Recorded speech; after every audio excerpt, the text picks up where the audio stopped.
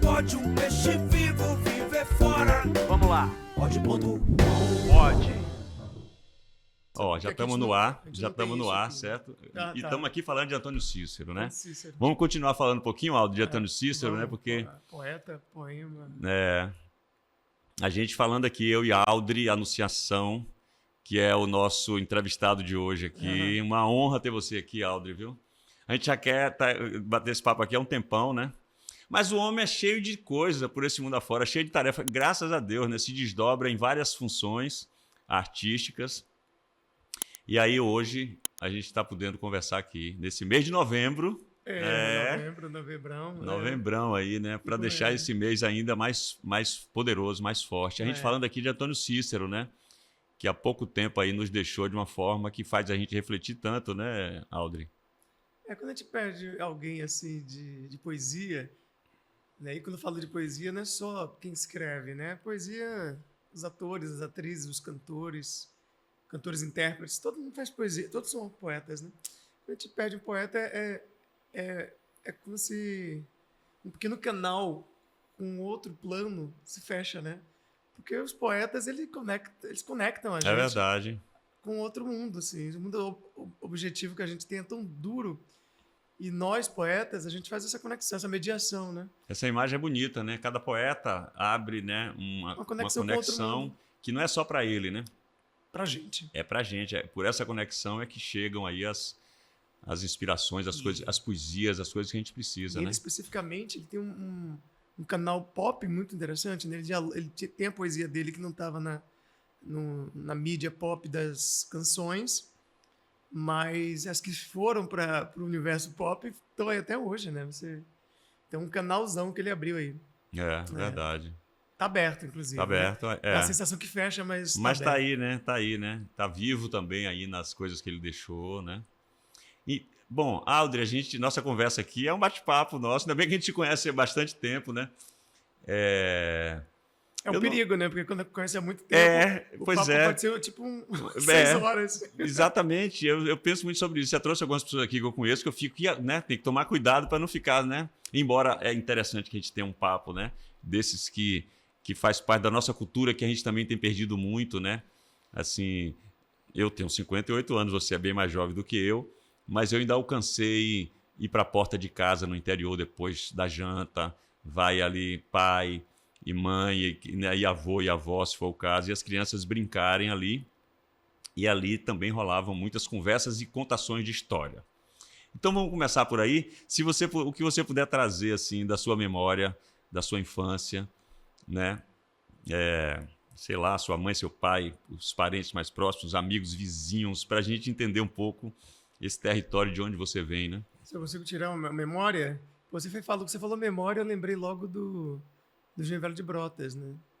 Minha família, digo de avós e bisavós, eles fizeram território no bairro da Saúde, parte de meu pai, e fizeram território no João Velho de Brotas, parte de minha mãe, aqui em Salvador. Que são bairros que nem são distantes, né?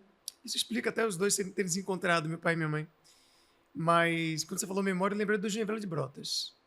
Assim, uma rua de uma avó chamada Vó Mocinha. Você nasceu lá? Não nasci lá, não. Mas Vó Mocinha, já que a gente está falando dessa coisa de roceiros, ela foi uma roceira de Pedrão, perto de Alagoinhas. Eu gravei lá, com os encorados, né?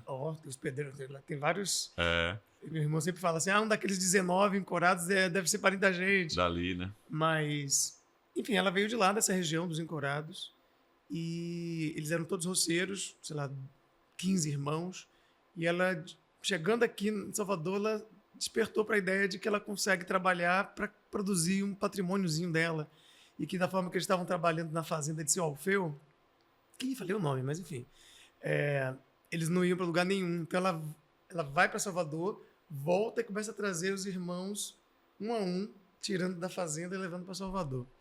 E eles fizeram um território no João Velho de Brotas. Eu lembro muito porque como ela tem pelo que eu te falei, ela tem um aspecto de liderança na família. Então, minha mãe sempre deixava a gente lá com ela e a gente aprendeu muito com minha avó Mocinha. Então, quando você falou de memória, eu lembrei ali de uma ruazinha específica do bairro do Engenho Velho de E Brotas. essa força dela, né? Ela não só veio, como ia lá, voltava, trazia Pra trazer um cada um. criava uma estrutura, trazia outro, né? É. Tem até uma imagem que a gente vê nessa cena aí, né? A gente vê a É. imagem da pessoa indo lá, dando a mão, trazendo. Hoje a galera jovem fala assim, dando a visão, né? Pega a visão. Pega a visão. Gente, pega a visão, não tá legal aqui. A gente não é dono de nada aqui, vamos para Salvador. E realmente funcionou, porque a família praticamente veio toda. E cada um hoje tem sua terrinha. Que maravilha. E o que é que você tem assim de lembrança dessa época lá? Assim, Com ela, Sim. seja velho. Claro, vó lembra muito culinária, né? Comida. eu pensei aqui comida, já ia perguntar, né? É um assim, cheiro, né? É. Um cheiro específico de comida e de vó. Vó tem um cheiro, Vó né? tem um cheiro. Tem um cheiro de pano Ah. bacana, gostoso.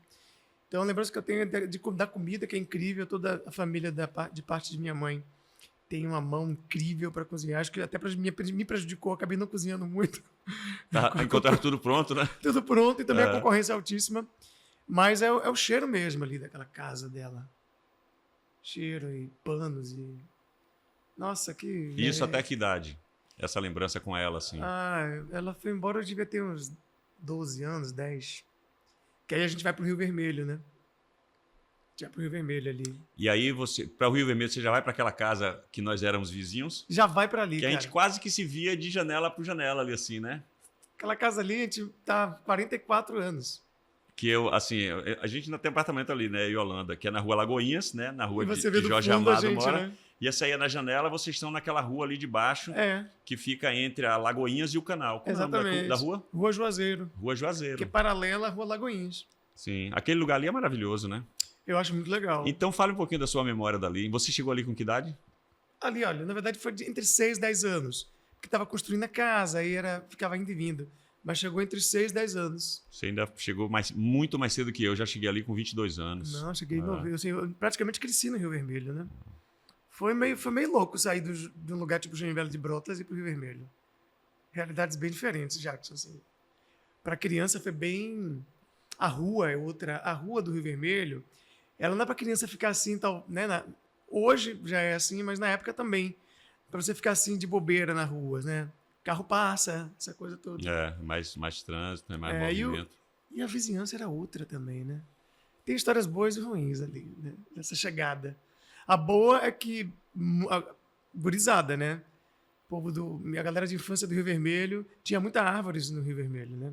Você que é novo, que está aí ouvindo, Muitas. muitas árvores. Tinha Ainda tem e devia ter muito mais, né? tinha muito fruta-pão. Eu lembro disso. Ah, é? No Rio Vermelho Sério? tinha muito fruta-pão.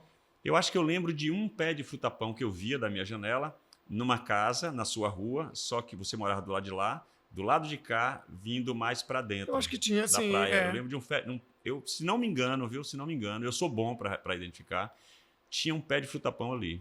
Ele caía, né? E dava melava aquilo assim, era... E é maravilhoso o fruta-pão, você falando de alimento, porque ele alimenta não só o dono da casa, né, o povo da casa, ele alimenta a vizinhança, né? É uma árvore generosa, né? Ela cai lá para fora, né? É. E amendoeiras também.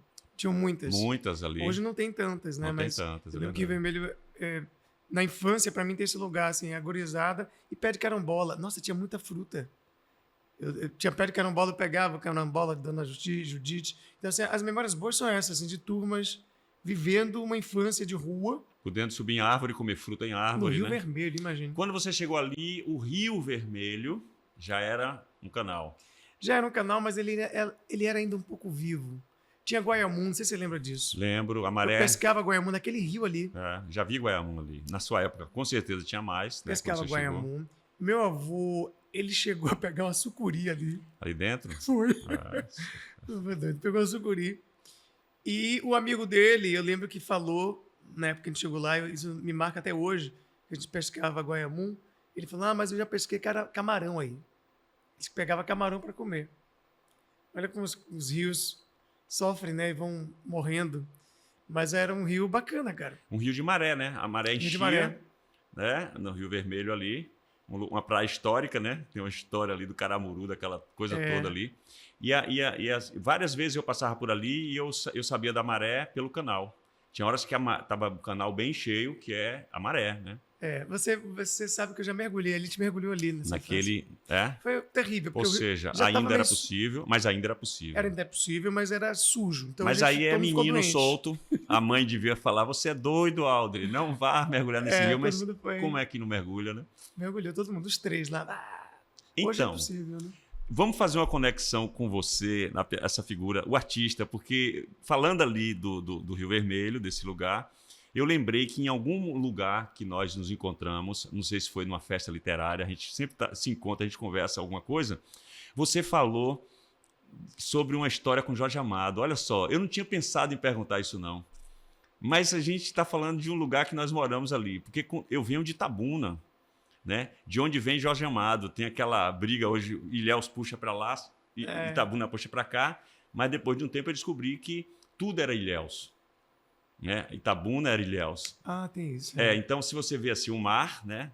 Onde é Ilhéus, se você entra um pouco para o interior, Itabuna, você entra um pouquinho mais, é Ferrados. Eu ficava assim, como que eles dizem que Jorge Amado é de Ilhéus, se Ferradas está muito mais para Itabuna do que para Ilhéus, mas tudo era Ilhéus, aquele território. Naquela época, assim, né? Naquela época que Jorge Amado nasceu.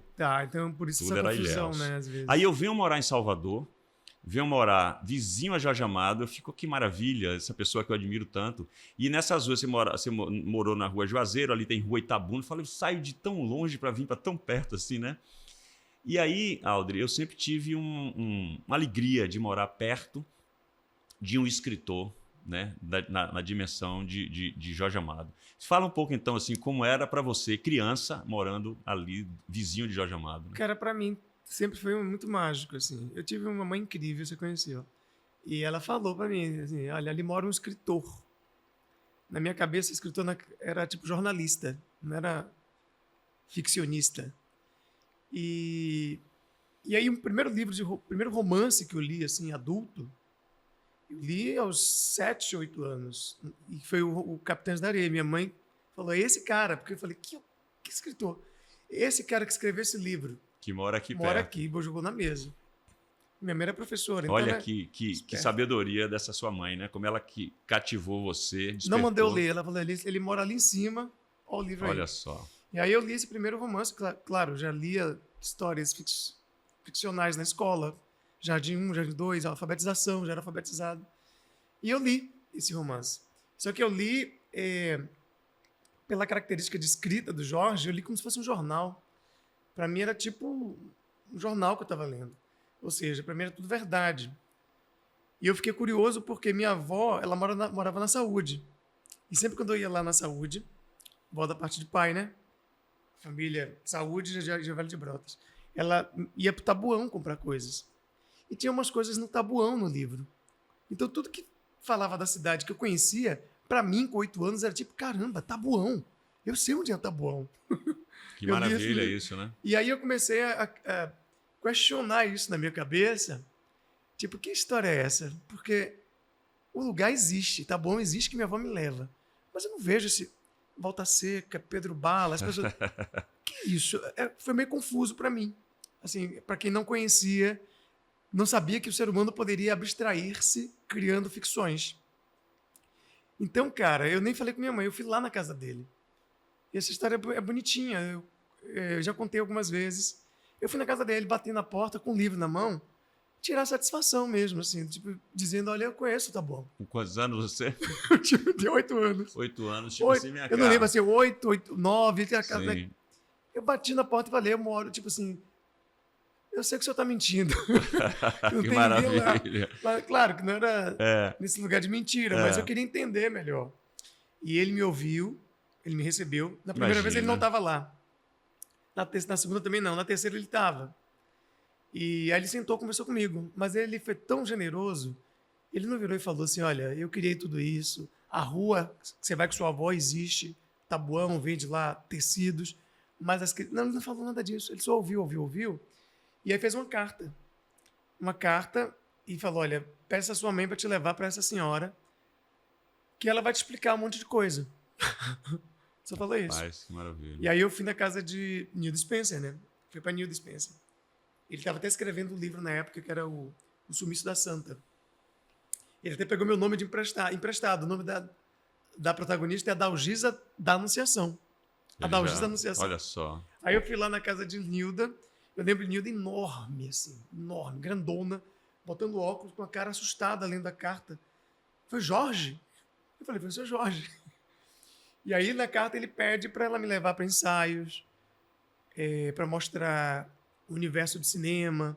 E a primeira coisa que ela me levou foi para um set de cinema do Nelson Pereira dos Santos. Tudo isso com 9 anos. Filmando o Jubiabá. Jubiabá. Em Salvador mesmo ou em Cachoeira? Porque ele filmou em Cachoeira. A parte de Salvador. E eu fui fazer uma figuração que o Mário Guzmão me levou. Você fez? Levou eu, levou o Betão, levou o Mark Wilson, levou a Alba. Queria que a gente filmasse lá. Ele chegou para Nelson Pereira sentado numa mesa, naquelas mesas que ficam ali nas ruas, né, de Cachoeira. Aquele povo todo do cinema ali tinha terminado de filmar no dia. Nelson com aquele famoso charuto que ele gostava. Aí Mário Guzmão chega assim, Nelson, meus meninos de Itabuna. Nelson olhou pra gente assim, não ligou pra nada. Eu falei, Betão, o Mário Guzmão é doido, né? Aí ele conseguiu colocar a gente numa figuração em Água de Meninos. Certo? Água de Meninos. Vem cá, por acaso vocês aqueciam, assim, faziam aquecimento no Museu de Arte Moderna? Não.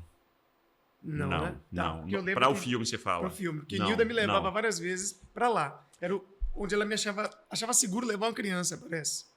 Então eu via os atores dentro daquela igrejinha Sim. com o Nelson Pereira fazendo aquecimento Será corporal. que a gente... Ele não fazia o aquecimento corporal, tinha uma pessoa que comandava, mas ele... E era um elenco enorme, eu via da parte de cima, assim. Será que a gente vestiu figurino lá? Agora eu não estou lembrado, você perguntou. Mas que legal, né? Porque foi o seu primeiro contato Com 7 foi. nesse filme e ela filmava. E ela filmava, ela estava ela com uma atriz. filmava. Não, ela me levou para tudo. Me levou para Tenda dos Milagres, me levou para esse set de Mário Guzmão fez também Tenda dos Milagres. Eu tava Mas no aí eu não cinema. vim. Eu fiquei lá tomando conta da casa dele. Porque a casa de Mário Guzmão, é bom falar isso também, ele era secretário de Cultura de Itabuna. Deram para ele uma casa para morar que não era assim o telhado. Era assim. Você já viu isso?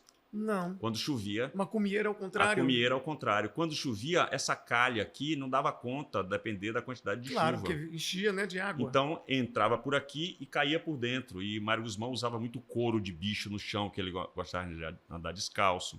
Os objetos de arte dele, ele fazia uma coisa, porque ele não gostava quando as pessoas chegavam lá, para já ir se encostando. Os artistas vinham andando de bairros e bairros a pé, chegavam na casa dele cansado, e ele gostava de trabalhar mais na casa dele do que na divisão de cultura, ele disse que ele rendia mais, então funcionava como a divisão de cultura. Mas muita gente chegava e já ia se escorando. Eles escoravam uma peça de arte aqui, outra aqui na parede, outra aqui. Se a pessoa tocasse aqui, derrubava tudo. Então ele criava... Ele criava um triquezinho para tentar... que era também para deixar as pessoas espertas, para as pessoas não chegarem lá e já ir se escorando e dormindo. Cara, Mário Guzmão é uma figura... Aproveitei para falar um pouco de Mário Guzmão aí, que você trouxe. Temos que conversar sobre ele, porque eu me arvorei a fazer um texto sobre a vida dele. Né? Você me falou um dia... Inventário Guzmão. Você me falou, acho que em Uauá, na feira de arte de lá, você me falou sobre essa... Eu tenho gravado, acho que essa leitura. Um dia eu vou mandar um link para você. Eu quero. Que eu tento abarcar a vida do cara inteira, assim, onde não tem documentação nem depoimento, eu preencho. Tanto que o sobrenome é assim, o subtítulo é Inventário Guzmão, Crônicas de uma Biografia Inventada. Porque eu não consegui encontrar documentação, assim como a gente não consegue encontrar documentação de várias figuras negras importantes pra gente. É verdade. Quando a gente vai, você tem um monte de lacuna. Então, na dele, eu fui preenchendo as lacunas com ficção. Você fez o que Jorge Amado fez, que você foi lá, né? Cobrar dele com 8 anos ou 7. E aí você fala, mas voltando para essa história, que eu acho bonita, então, o Jorge Amado é alguém que abre essa porta. Ele encaminhou, ele abriu e falou assim, ó, vá lá, né? Essa pessoa vai te encaminhar.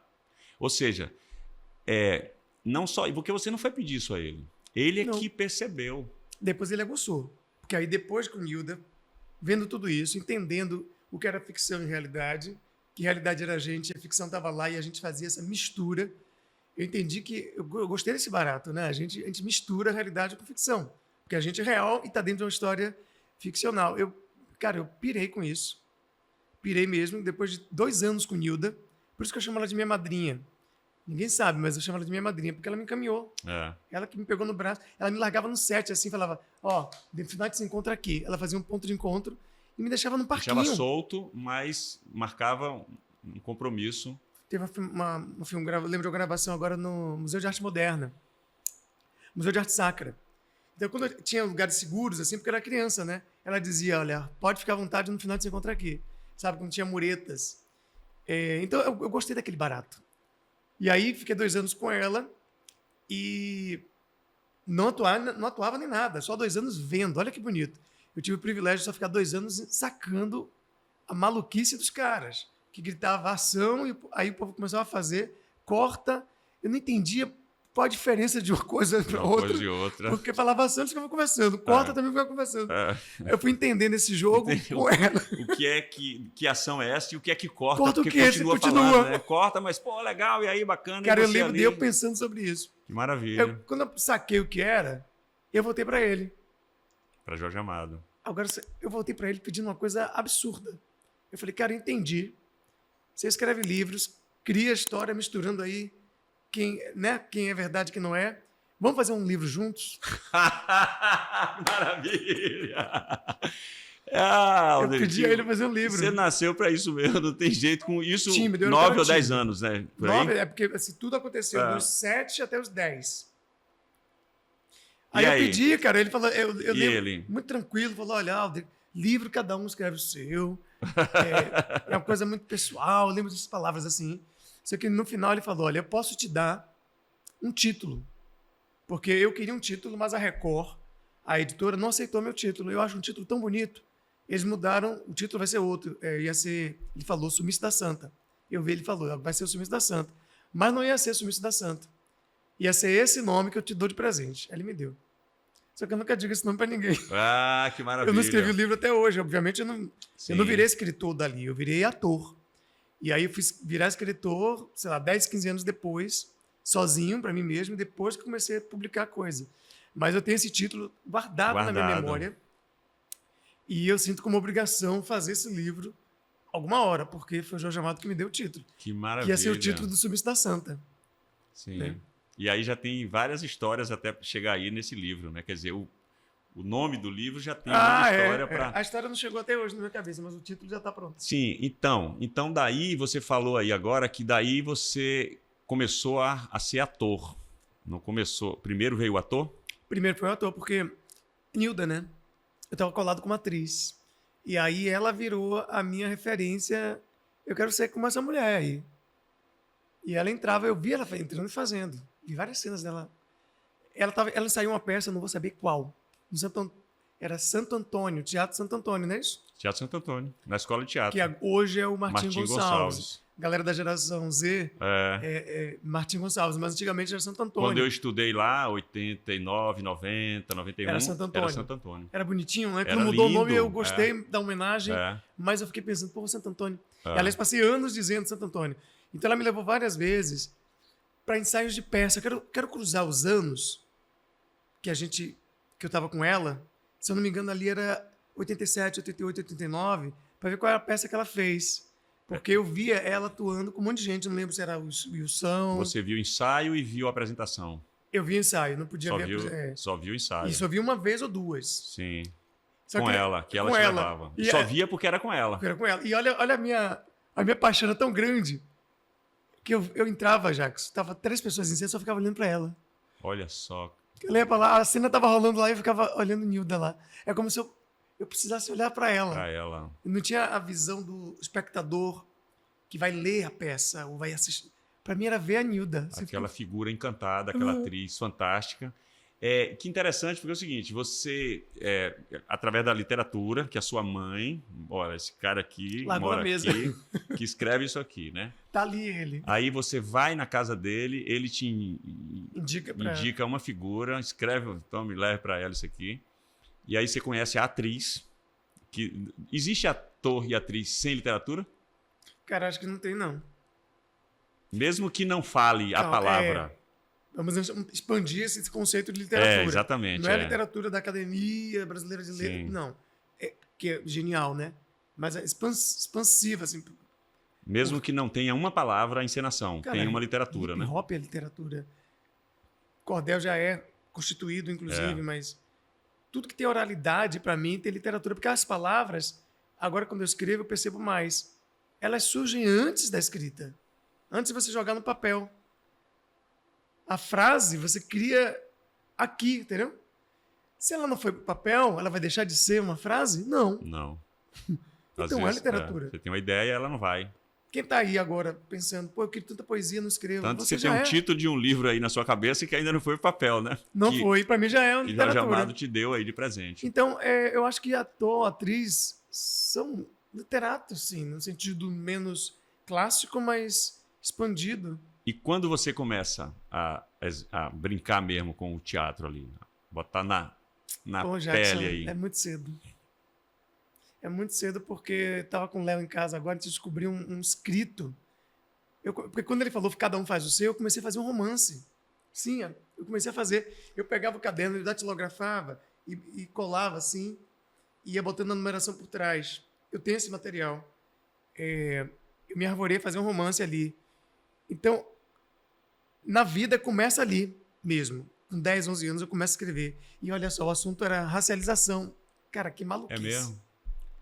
Era racializada. História ficcional, engraçada, mas racializada. Falando de racismo, já aos 11 anos. Mas era uma coisa muito... não assim, sou o escritor, né?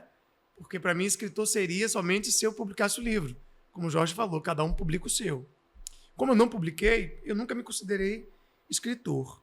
Agora, eu acho que profissionalmente a escrita surge a partir de uma consciência de Aldre enquanto ator, porque eu ingresso na carreira de ator com a companhia Via Magia.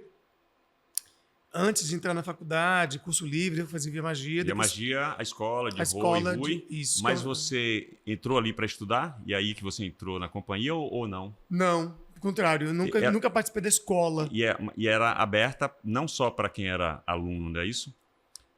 Tinham atores também já adultos, né? Eu lembro que tinha muitas montagens ali, que tinham vários atores que atuavam em montagens deles, mas que também eles colocavam alunos, é isso?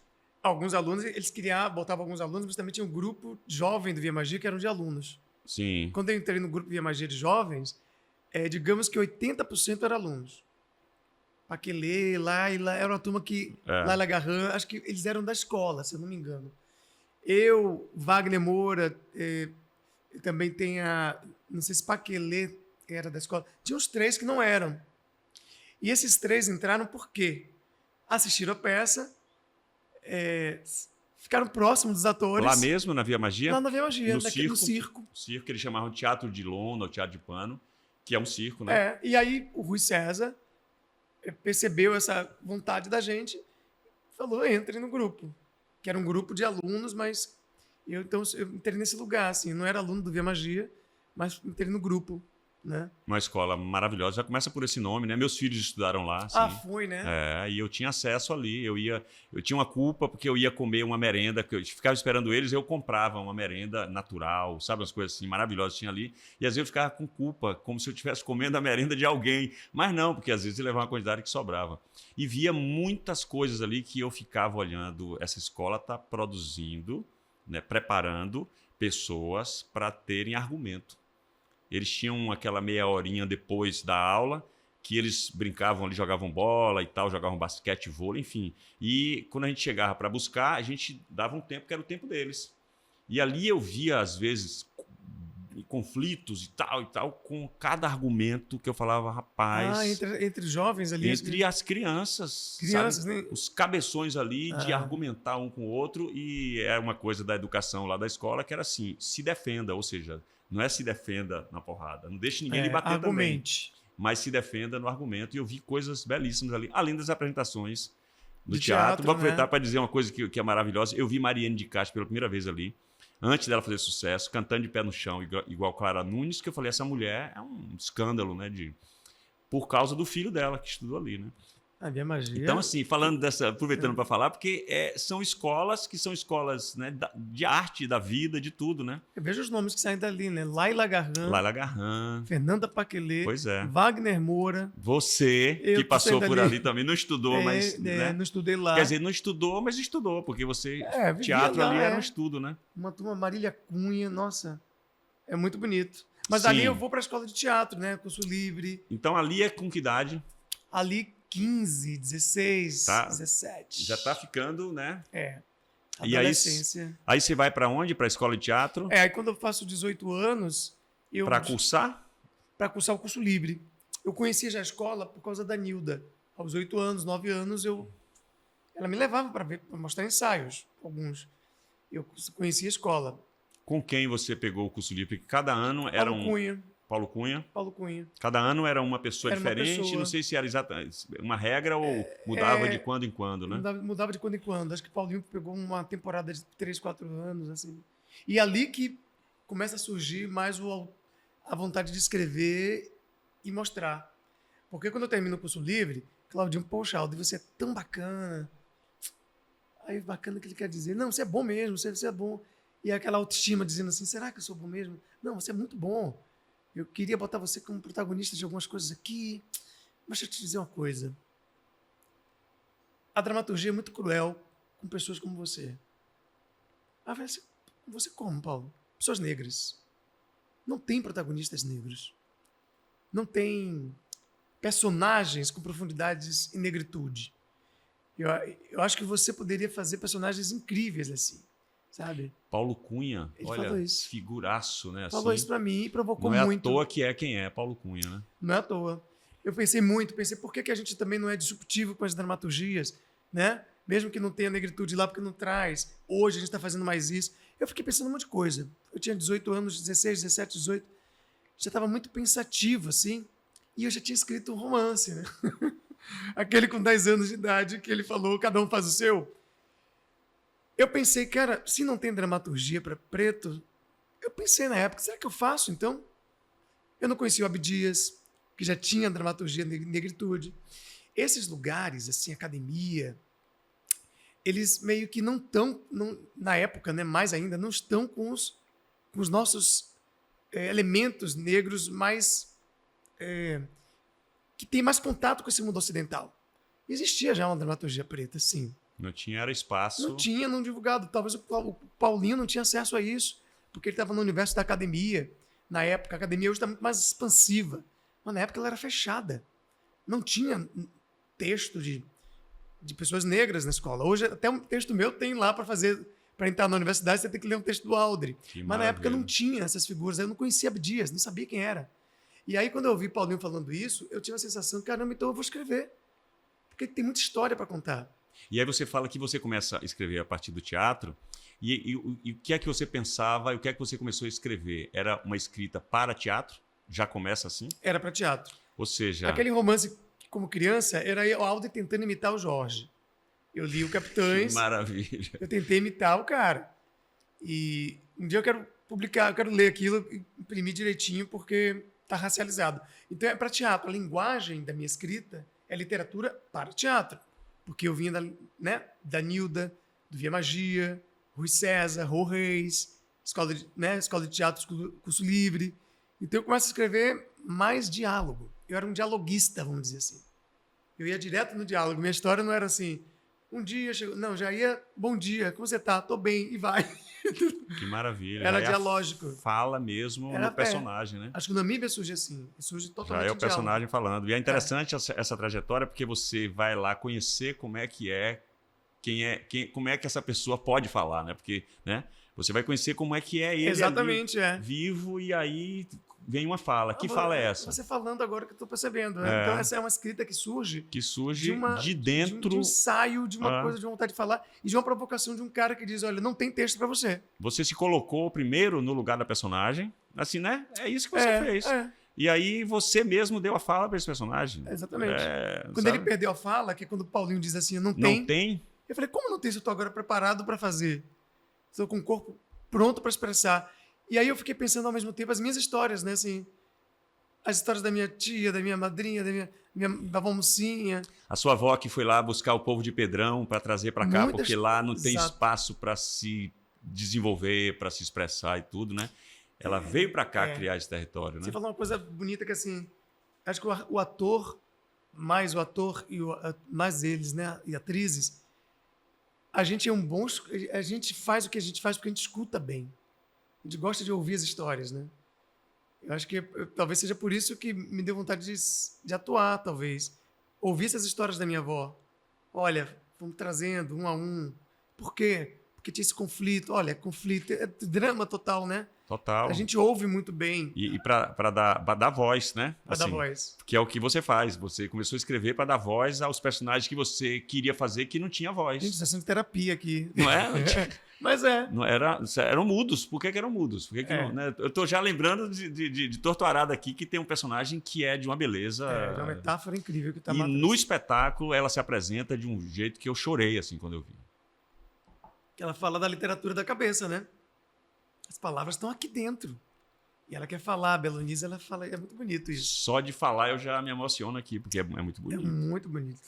É muito E tem bonito. tudo a ver com isso aqui que a gente está falando, né?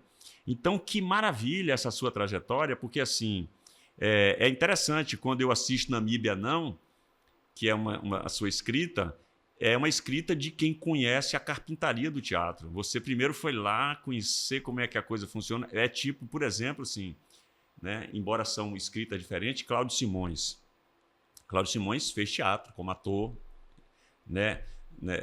Quando eu entrei na escola de teatro ali na UFBA, no Teatro Santo Antônio, que você trouxe o nome aí, ele, não sei se ele chegou a ser aluno, mas ele frequentava naquela época ali, né? A escola de teatro. Então, quando ele começa a escrever de dentro, né? Assim, eu quero dizer o seguinte, parece que é muito mais fácil, é muito mais claro o que a gente vê. Uma escrita de uma pessoa de teatro, de uma pessoa que é do teatro, que chega a ser um ator. Ou... E né, é bonito você falar, porque também nem que eu fui atrás, né? Eu dei sorte, né? Eu dei sorte com o destino de poder ver Nildo Spencer ensaiando no Santo Antônio. Audrey, ver um set de eu Nelson vejo Pereira dos como Santos. uma grande sorte, não é só uma sorte. Grande sorte. Primeiro que é um bruxo chamado Jorge Amado que, quando ele diz para você que não escreva, olha só, é tipo assim, ele provocou você, tipo, tudo bem, eu podia escrever junto com ele. Não, ele não é que ele não queria. Verdade, ele provocou, Pode ter sido interessante para ele, na cabeça dele, podia escrever com esse menino que vem aqui, esse preto, né? Que vem da rua de baixo ali, subiu literalmente, vai lá pro alto, né? Tirar satisfação. Satisfação, e podia escrever, mas ele não. Eu acho que ele deu a chave para você, né? Tipo, não, esse negócio, cada um escreve o seu. Ou seja, não é que ele não queria uma parceria, ele queria um parceiro, né? Assim, colega. Um colega de ofício, né? É bonito isso. É muita coisa muita sorte, simbólica, acho né? Muita sorte. Eu fico pensando como é interessante como seria bacana a gente disponibilizar esses encontros de artista com as crianças, né? Sim. Porque foi um encontro de uma criança de 7, 8, 9 anos de idade com um artista, com dois grandes artistas, né? Que é a Nilda, Nilda me pegou pela mão, assim. Vamos, então. Validado pelo Jorge, né? Tipo, leve. Jorge deu para ela uma responsabilidade grande também, né? E foi bonito, ela pegou na mão e... Eu encontrei várias vezes a filha dela, Suzy, na casa dela lá. Suzy falou, eu lembro de você. Mas é uma grande sorte do destino. Mas me faz pensar como a gente está sequestrando isso de outros, né? Porque as crianças poderiam ter esse contato, esse encontro, ter um livro jogado na mesa. Olha quanta sorte eu tive. Minha mãe falou, pá! Começou em casa com a sua mãe. Um livro ali. Eu acho que é uma sorte, fico feliz. Que bom que aconteceu cedo, que está dando para eu estar hoje pensando por que eu estou fazendo essas coisas e por que eu comecei nesse lugar. Você fala, pô, primeira peça já tinha uma coisa de carpintaria. Vai saber o que ficou na minha cabeça daqueles ensaios. Do que você viu. Do que eu vi. O que é que o diretor falou para a Nilda que ficou em mim e que hoje eu consigo dirigir, porque será que é por isso? Aí fico pensando aqui, quem deve ser Nilda no que você escreve? Porque você acompanhava como se acompanhasse um personagem, né? Assim, sei lá, intuitivamente podia ter aí algumas coisas nessa mulher, que era uma grande atriz. Era uma paixão incrível. Ela saiu de cena, para mim a peça não... Acabou, desligou. Eu ia no banheiro, voltava. Quando ela voltava, começou de novo. Que maravilha. Isso é maravilhoso. Um respeito com a figura. É porque também você sente quando alguém se interessa por ti. Né? É bonito quando você vê alguém interessado em você. Ela te cativou, né? Me cativou. Ela olhou e falou, venha. Fique aqui, volte, porque eu preciso ser... Então é bonito, assim... Eu tinha isso em casa, tinha muito amor da minha mãe na vida, mas nesse ponto da loucura da criação, né? Da abstração da realidade, você perceber alguém interessado em ti, o interessado no que você escreve, o interessado no que você está atuando. É bonito, né? É bonito. É um aplauso, bonito, né? Quase um exatamente, é. Aí acontece um encontro de dois quereres aí, né? Assim, é como se fosse a fome e, né? A vontade de comer com o alimento que está ali, né? E é interessante porque quando você falou aí há poucos instantes da importância de proporcionar isso para as crianças, né? Assim, a importância mesmo, né? Na construção de pessoas, né? De uma sociedade melhor, né? Projetos que possam ter de governo, de prefeitura, de empresas, né? De instituições que possam Bancar esse tipo bancar de esses coisa, artistas esse encontro. que já têm nomes, já têm uma vivência, pegar na mão dessas, né? Assim, levar para essas crianças o imaginário, né? Enfim, a possibilidade de portas, né? É. E assim, não é uma questão de você fazer um show, sabe, aquelas coisas gigantes, que você bota o artista lá longe, mas ele fica tão longe no sentido Tão de vida mesmo. intocável, De tocar né? que até parece que na vida também não posso chegar ali. Não consegue chegar ali. Perfeito, Aldo, entendeu? exatamente. Não é nesse lugar da espetacularidade, é do encontro mesmo. E essa imagem que você traz, eu penso muito sobre isso, assim, por exemplo, tem prefeituras, eu posso falar da minha cidade, eu posso. Eu sou de Itabuna, eu posso falar de lá. Às vezes o prefeito da cidade, até o atual que foi reeleito, e aqui eu deixo até como uma forma para ele pensar um pouco melhor sobre isso, leva um artista da música numa praça, bota num palco alto, porque quando você fala nessa relação, distancia muito, paga um cachê de 800 mil ou 1 milhão e não faz nenhuma conexão, não dá nenhum livro, como esse gesto que a sua mãe, sabe assim, não aproxima o artista desse povo da cidade que todos nós somos carentes, né, dessa arte, né? Então, assim, como a gente pode transformar a sociedade com esses gestos que são poderosos. Mas vamos chegar na sua primeira escrita, então? Então, aí, depois dessa provocação de Paulinho, né? Olha... Paulo Cunha. Não vai... Você tem todo instrumento tá aí. Você é inteligente, você é bom, você tem o corpo, você é ator, mas não tem texto. Depois daquela provocação, aquilo fica alguns anos na minha cabeça, né? Eu não vou de cara sentar e escrever. Eu acho que ela foi... Aquilo ficou na minha... Eu resolvi peitar mesmo assim. Me fez lembrar que Edilo Mendes fez ali 6 atores à procura de um autor, né? Olha só, e você chega ali naquela escola, um ator, né? À procura de texto, De né? personagem. De personagem, né? Um ator atrás de 6 personagens. De 6 personagens. É quase isso, assim. Eu resolvi bancar. Assim, vou fazer. Lá na frente, eu retomo essa ideia da escritura ficcional. Lá na frente, assim, eu fui para o Rio de Janeiro, percebi que Paulinho Cunha tinha razão em muitas coisas. Quando eu me vi numa sala com 30 atores para disputar um personagem de uma novela que tinha 60 personagens, ou seja, dos 60, um único que era negro. único que era negro. Ó, a voz de Paulinho dizendo, olha... E naquela época, então, esse negro tinha um papel muito insignificante dentro da trama. Né? Muito significante. Hoje a gente já tem os protagonistas. Ele começava assim, Jackson, ele era insignificante, você tinha que pegar e ganhar aquilo ali para aquilo ter significância. E era o que os atores da época faziam. Eu percebia isso. E tanto que o primeiro que eu peguei, eu tentei fazer isso. Fui nessa chave. Mas eu lembrava sempre do Paulinho, olha, é difícil, estava configurando que era real aquilo. 10 anos nessa história. Então, Paulinho fala aquilo, talvez em 94. E eu fiquei ali até fazer o primeiro texto, até lançar o primeiro texto. Olha, quando eu lanço o primeiro texto, eu escrevo o primeiro texto e mostro para alguém em 2008, 2009. Quantos anos de distância? 6 e 8, mais ou menos, né? Uns 12 anos aí, Cara, né? muito tempo. É. Peitando aquilo. E o primeiro é a Namíbia? O primeiro é Namíbia. O primeiro é a Namíbia? Na verdade, eu escrevi coisas antes. Primeiro, Namíbia é o primeiro que eu mostrei ao mundo. Primeiro que você... Eu senti que ele tinha maturidade para estar... Tanto que você fala assim, eu percebi uma carpintaria ali para um primeiro texto. Não era o primeiro, eu exercitei vários outros antes. Para chegar Inclusive nele. aquele romance imitando Jorge aos 11 Sim. anos. Tem várias coisas antes. Inclusive, Embarque Imediato foi antes. Mas Namíbia que eu elegi, tipo esse aqui, eu acho que alguém vai ler e vai me ajudar a fazer. Esse aqui eu consigo me conectar com as pessoas. Os outros ainda precisam de uma carpintaria, enfim. Então, ele é o primeiro divulgado, mas não é o primeiro da vida, obviamente. E isso acontece, eu escrevo em 2008, e lanço ele em 2010, eu apresento ele para os amigos. Olha, eu tinha vergonha de mostrar, porque eu fazia carreira de ator. Então, eu mentia. É errado mentir, gente, mas não sei se é mentir. Eu criava um pseudônimo. Qual era? Ah, é? Na escrita? Quando você mostrou, você não dizia que era seu? Eu lembro que Fabrício Boliveira, eu queria ver a opinião dele. Meu colega do Rio, Fabrício Lice Varba, estava lá no Rio também. Cara, tem um texto de um cara do Rio Grande do Sul, vamos dar uma olhada para ver Do se é Rio Grande bom. do Sul, que Botei maravilha. bem distante. Que maravilha. E aí a gente leu, e ele falou, caramba, que texto incrível. Eu falei, aí eu ficava pensando comigo, será que se eu dissesse que era meu, ele ia dizer isso?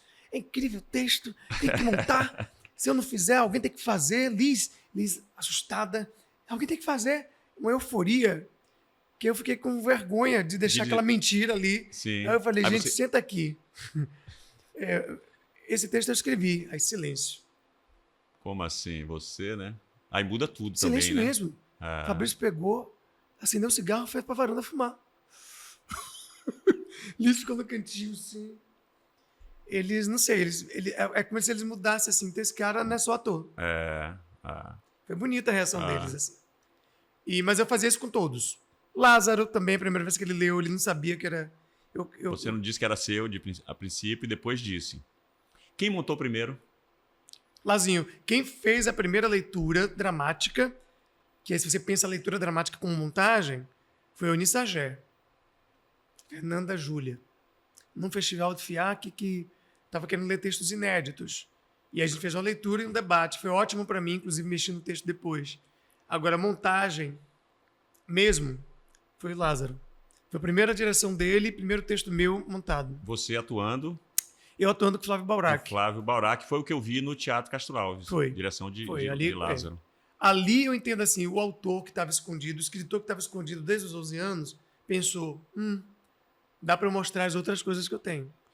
E ali é a sua primeira personagem mais potente até então? Eu nunca fiz protagonista Ou antes. seja, você mesmo que escreveu. Já que ninguém escreve para mim, Eu retiro, deixa eu escrever aqui, eu né? finalmente dialogo diretamente com o que Paulinho colocou para mim. Assim, é uma contranarrativa ao que ele colocou. Olha, é difícil. Em outras palavras, ele falou, é difícil, tente mudar. Ali eu entendo que eu dei um passo. Uma contranarrativa em relação a esse estabelecimento de não... Hoje está mais tranquilo, de não ter narrativas negras em primeira pessoa, de não ter protagonista negro no teatro. E para mim foi muito impactante. Bárbara Leodora foi assistir morrendo de medo, né? Você morreu de medo. Imagina, primeiro texto, né? E eu morrendo de medo dela enterrar minha carreira como escritor. Quer dizer, ela foi assistir, quem estava morrendo de medo era você, não é ela não, né? Eu? Era você, né? E aí? Cara, eu fiz a peça inteira vendo a atriz, porque eu atuo com quarta parede, mas eu vejo tudo que está acontecendo. Sou muito... Para saber o que é que ela tá achando, é? Não sei. É de contracena mesmo. Eu contracena com plateia no sentido de... E eu vi o tempo inteiro ela com a mão aqui assim, ó. Atenta. Isso tem vários sentidos, né? Tem vários Atento, sentidos, mas Ou tipo, tá, vamos ver o que é. Sim. Cobrança. Tem várias leituras, né? Aquilo foi ótimo, porque a peça é uma pressão. É uma pressão. Então aquilo pra mim foi pressão. Ela estava pressionando. A peça começa leve pra mim, os personagens, depois vai ficando... Tanto que antigamente, não sei se você lembra, o cenário ia fechando, né? Hoje não mais, que tirou a tractana. Então era uma pressão. Sempre quando eu olhava pra Bárbara, ela assim, ó, aquilo foi pressionando mais e mais e mais. Me ajudou na atuação, mas não tirou o medo aquela madrugada esperando, meu Deus, o que essa mulher vai dizer da peça? Eu queria que essa peça fosse um sucesso. Eu orei, eu fiz muita coisa. E você sabe que naquela época, uma crítica no Globo, assinada por ela, definia o futuro Exatamente. ou o fim da peça.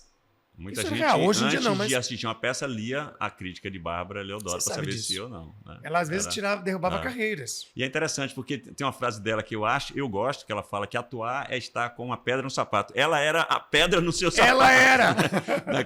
naquele momento ali, né? O que é bom, porque você está falando de uma coisa que era boa, né? Essa pedra no sapato, né? Para quem está nos ouvindo aqui, nos assistindo, que não sabe, atuar é isso mesmo, é ter, não estou aqui assim, mesmo quando a gente está assim, o personagem está assim relaxado, é só para fora, para quem está vendo, para dentro a gente está de bote armado. A vida, né? A vida é assim. A vida também, né, Aldrin? A vida é feita de provocações. Eu não sei se é o meu orixá, o sei lá, meu signo. Eu sempre, quando ouço essas coisas, eu... Não sei se é da minha família também. Olha, vai ser difícil. Não dá. Eu, ao invés de correr, eu vou pra briga. Vai Eu não pra... sou de briga, não. Assim, Sim, vai metaforicamente, pra resolver, eu né? fico. Não Saia corre. porque vai ser difícil. Eu não sei o que é isso, mas eu não consigo ir embora. A impressão que me dá é que vai ficar... Que nem na pandemia, que eu deixei de fazer um monte de coisa, eu pensei, cara, eu vou fazer tudo isso depois. Não vou deixar de fazer o Torturado, não vou deixar de fazer o que estava escrevendo na época, não vou deixar de fazer o Pequeno Manual. E tudo era para estrear a cada ano, né? Teve que estrear tudo ao mesmo tempo. Teve que juntar tudo. Quem trabalha comigo sabe, eu quero fazer, eu quero cumprir. Também quando vem tudo de vez, né? Assim, quando vem né, a colheita, colhe tudo de vez.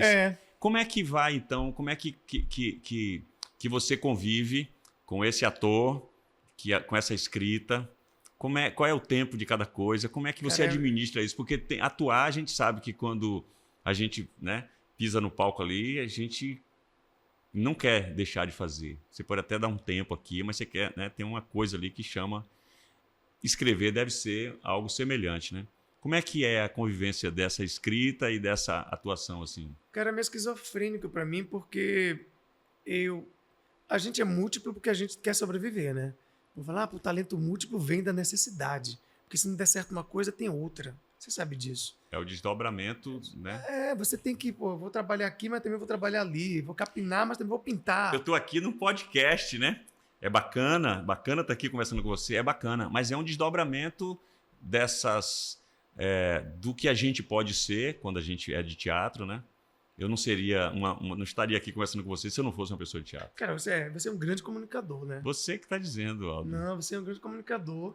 Você foi inspiração para um monte de gente, inclusive para mim, com Aprovado, por exemplo. Até porque pela questão da didática, eu gosto muito de ensinar e de aprender, né? E eu adorava aquele programa, você, Portugal. Esse desdobramento seu também vem de uma necessidade. De necessidade. Não só de ter dinheiro... Não, de se comunicar. De explorar o que a gente tem aqui que precisa ser expressado, né? Aí vira esse grande ator, esse grande comunicador. Já que você falou, deixa eu falar uma coisa que eu acho que eu nunca falei para você, que não sei se eu falei nesses encontros nossos assim, que quando você entrou para fazer o Aprovado, eu saí, você entrou, né? E nós fizemos aquele filme que ficou em cartaz agora há 2 meses, o Revoada, em que o meu personagem, Lua Nova, ele passa para você... você agora que vai continuar o Cangaço. Eu pensei na época em ter essa... Porque a gente não teve uma passada de bastão no ar, né? Eu me despedi um dia das pessoas e no outro programa você entrou. Mas eu queria que a produção pudesse ter feito isso, essa coisa de eu passar para você e mostrar aquela cena. Citar essa cena. Pô, esse é lindo, hein? E passar isso, porque é bonito, essa cena é muito bonita no filme Revoada de Zé Humberto, né? Em que o cangaço vai sendo... cercados, os cangaceiros vão né, muitos vão sendo mortos, e o Lua Nova e a Jurema, né? Eu e Ana Lua ali linda fazendo. A cena, eu estou emocionado de verdade na cena ali. A gente sai, foge, porque é obrigado a largar o ofício de cangaceiro, porque não era uma coisa, e você é a figura que continua. Então eu queria passar essa imagem... né? E fazer essa brincadeira, mas não pudemos fazer. Mas eu só queria dizer isso, eu estou dizendo para você. Nós fizemos agora. Fizemos agora. Lindo aquele... o último Aprovado, você recita uma poesia, tem um contra para um gesso, e você no chão, e você sai pulando assim, né? Exatamente. Foi no Parque da Cidade que a gente fez. Você falou agora, eu lembrei. Não lembrava. É linda a cena. Mas essa passada aconteceu no filme. No filme aconteceu. Que foi primeiro, que veio antes. Eu queria pegar essa imagem do filme... e colocar ali para fazer essa brincadeira simbólica, assim, né? Que é até um gesto de generosidade, assim, de passar, toma, continue aqui, né? Mas então, continue dizendo como é que convive esse... Pois primeiro eu expliquei essa coisa múltipla, muita gente acha que é vaidade, né? Eu quero ser ator, quero ser comunicador. Não, são necessidades. Quero ser escritor. Não, um cara me provocou lá para fazer escritor. Quero ser diretor, quero estar dirigindo. Mas é muito necessidade interna de se expressar de várias formas e lidar com isso hoje, para mim, eu estou acostumado, mas é meio esquizofrênico, até para lidar com as pessoas. Tem muita gente que conversa comigo com um apresentador, que é apaixonado pelo programa, outro não pelo porque viu um filme chamado Ilha. Tem um cara que tatuou o nome do filme na pele. O filme que você fez tá aqui, ó. Caramba, você tatuou. Tatuei. Eu achava que era pelo programa, não, era pelo filme. Ou outros, é por causa da escrita. Não vi Namíbia, mas eu li o livro. Caramba, que massa. Então é meio esquizofrênico para mim e para quem tá ao meu redor também. Aí você pergunta como é que você lida com isso. Hoje eu tô acostumado. Eu olho para a pessoa e tento entender por que ela parou em mim.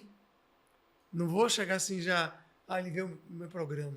Sim, ele viu o meu filme. Tem várias facetas meu aí, livro. né? Não, Você está falando aí, eu tô pensando quase que isso funciona como heterônimos, né? Assim, cada um... Vários heterônimos, não é?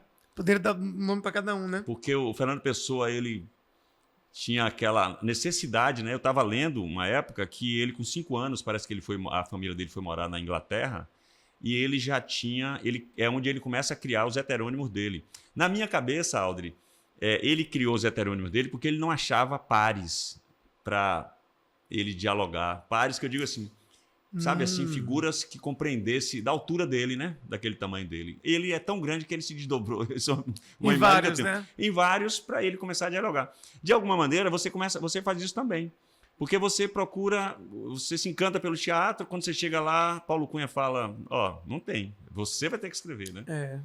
Então você vai ter que... Abra seu como é que caminho. você vai expressar essa figura que está aí dentro, que ninguém sabe como é que é? Agora, engraçado, você falando do Fernando Pessoa, parece que ele tem vários ali dentro mesmo, né? São vários. No meu caso aqui... Sim, eu estou falando que é um, né? Eu Mas acho que é o um Aldri, que tem... ator, o Aldri diretor, com várias escritor, faces. é quase o mesmo tema. É mesmo. Eu falo de identidade como conflito o tempo inteiro. Mas Até que quando eu parece que adapto, são muitos, né? Parecem muitos, Porque quando você falou que as pessoas te abordam, um fala do escritor, o outro fala do diretor, o outro fala do ator, o outro fala da escrita, o outro é o apresentador, ou seja, mas é um só. Mas é um só, porque a temática é quase... Não é a mesma, não quero dizer que é a mesma, mas ela parte de um mesmo lugar, de uma mesma inquietação. Não sei se tem a ver também com a minha vida, eu contando para o tio aqui sobre essa coisa do Paulinho falar, olha, tem uma encruzilhada aí que você vai viver porque você é bom, mas a sua etnia não está em lugar nenhum. A identidade cruza toda a escrita que eu faço. E não só a escrita original, mas também a escrita adaptada. Tipo, o Torturado tem muito de identidade ali. De pertencimento, né? De posse, de ser roceiro, de ser dono. Ou de Você vem exercitando isso, né? Eu acho, assim, estou pensando que a identidade para mim sempre estou rodando outro filme agora, a identidade sempre é algo que cruza, assim. O que me atrai para atuar também é que eu não me acho capaz de atuar qualquer coisa. É sempre quando eu vejo algo que tem a ver com identidade. Onde você vai ter força para fazer aquilo. Onde você, vou ter né? pulsão interna. Porque eu não sei se eu sou aquele tipo de... Trabalhando no ator agora. Aquele ator que vai conseguir fazer, tipo... vai fazer agora um esquimó que vive um conflito... Uma realidade totalmente... Não sei se eu sou esse ator. Se eu sou bem honesto nesse lugar. Que eu vou... então me dá um tempo que eu vou pesquisar, vou passar um tempo lá. Tem atores que têm essa capacidade, eu acho lindo, né? Esses tipo Robert De Niro da vida, de se camaleônicos. transformar em outra figura totalmente diferente. Não, acho que tem que ser outra coisa diferente, mas tem que ter um assunto que toque o Aldri em algum lugar, senão eu não consigo abrir a boca. É interessante você falar isso, porque assim, algumas pessoas falam que você se transforma em muitos personagens. Eu acho que é sempre por aí. Não é? Você também acha isso? Alguma coisa que o Jackson... que eu me encontro ali. E aquilo é o que eu estou querendo dizer, né? Assim, eu quero dizer isso aí também, né? E o que esse cara está querendo dizer, eu posso dizer por ele, esse personagem aí, né? E o diretor surge quando? O diretor, eu era um ator, eu sempre era, não, ainda sou ator. Eu sou muito opineiro. Sim, é opineiro. Se não tem, você inventou agora. Eu opino muito. Mas eu também não sou aquele tipo assim que entra, muda aí. Não. Se você me der uma chance, você vai olhar assim, o que você acha, Aldri? Aí, pronto, ferrou. O que você acha, Aldri? Pronto, abriu a porta para... Agora, eu não sou intrometido. Sim, sei... E isso é bacana, isso é importante. Então, você falou uma coisa que eu acho interessante, que eu venho também de uma escola ali de Itabuna, com Mário Guzmão, mas também com José Delmo, Ramovani, Betão, Alba, Mark Wilson, uma turma que a gente criava coletivamente. Então, quando você fala assim, o opineiro, lá E é legal o que você trouxe, que é o seguinte, porque tem pessoas que não viajam que dão uma opinião meio solta num processo criativo. Mas tem pessoas, que eu acredito que é como você é, e eu quero me colocar nesse lugar também com muita pretensão, mas é o que eu busco, de se o diretor traz uma ideia, eu já colo ali com ele. Sim. Então, às vezes, a gente pode dar alguma contribuição. Mesmo sem ele perguntar, Claro. a gente pode dizer assim, eu pensei que pode ser aqui. Você não vai de encontro ao que ele está querendo. Pode ser uma porta, Sim. né? Você entende o que o cara quer. Os atores são assim. E pensa junto. Pensa junto. E pensa junto. Isso aí é uma das maravilhas da nossa profissão, né? Com o cuidado de não se intrometer. Eu tenho também esse cuidado, para não ficar, né? Porque eu penso, às vezes, que esse processo ali, quando ele é aberto na sala de ensaio, que é uma tela em branco. E se a gente jogar muita ideia, pode jogar uma tinta numa tela que a pessoa deixa ele. Deixa ele dar o salto dele, né? Em busca. Eu acho muito bacana no set ou no ensaio. E aí eu acho que os atores que estão ouvindo, acho que talvez concordem comigo ou não, é nós atores tentarmos entender o que o diretor está querendo fazer. Perfeito. É um diretor, ele está direcionando, né? Porque muitas vezes, se você tem um trejeito, ferramenta seu, que você quer, às vezes você quer utilizar aquilo, aí você fica tentando ajustar para o seu modo de fazer, né? Tipo assim, transformar em comédia algo que é tragédia. Não, assim, eu acho que é bonito quando a gente vai entender o diretor. E aí, quando a gente entende ele, aí a gente fica com olha, eu acho que eu posso contribuir assim. Exatamente. Eu posso contribuir assado. Eu acho generoso, eu acho que eu cresci assim, trabalhando aprendi com meus colegas, né? Betão, né? As peças que eu fiz com ele. Eu aprendi muito com os meus colegas, porque eu nunca tive um mestre, né? Eu nunca fui um cara que teve uma figura que olhou e falou assim, você é meu pupilo. Eu tive assim, Jorge Amado, maravilha. que caminhou. Só ele já basta, né? Não, ele caminhou, né? Depois não me acompanhou, não vi nenhuma peça, né? Sim, mas aí ele sabia que ele jogou pro mundo. Jogou para Nilde, Spence. Claro. Você não mas eu precisava nunca tive um mestre. Entendo. Assim, que eu tive, que é Mário Guzmão. Pois é, isso que eu ia falar agora. Durante 6 anos eu convivi com o Mário Guzmão, em Itabuna, fazendo teatro com ele. Teve um dia que eu não fui na casa do Mário Guzmão. No dia seguinte ele falou assim, por que você não veio aqui ontem? Aquilo me assustou. Eu falei, gente... Eu deixei um dia de vir na cara ele sentiu falta, aí eu vi que tinha um mestre ali, ele era um mestre para mim, mas ele se colocava no lugar desse mestre que quer pegar esse menino velho, esse menino grapiúna amarelo ali do interior e levar para um outro lugar, né? Aí eu tô lembrando agora da sua avó pegando as pessoas de lá, porque eu tô aqui conversando agora com você graças a Mário Guzmão. Entendeu? Podia estar lá em Itabuna fazendo o quê? Sabe? Que era bonito Deus, ter um mestre, né? Assim. Eu fui órfão de mestres. Na verdade, assim, eu achava linda a relação de Marcelo Flores com Arildo, sabe, assim, você, Betão e Mário Guzmão, sempre trazendo o Mário Guzmão como referência, né, mestre de convivência mesmo. Fui meio órfão disso, mas isso, de certa forma, foi legal para mim, porque eu comecei a criar mestres imaginários, eu comecei a me ligar nas figuras da Nilda, por exemplo, aquela figura ali que me pegou pelo braço e me jogou.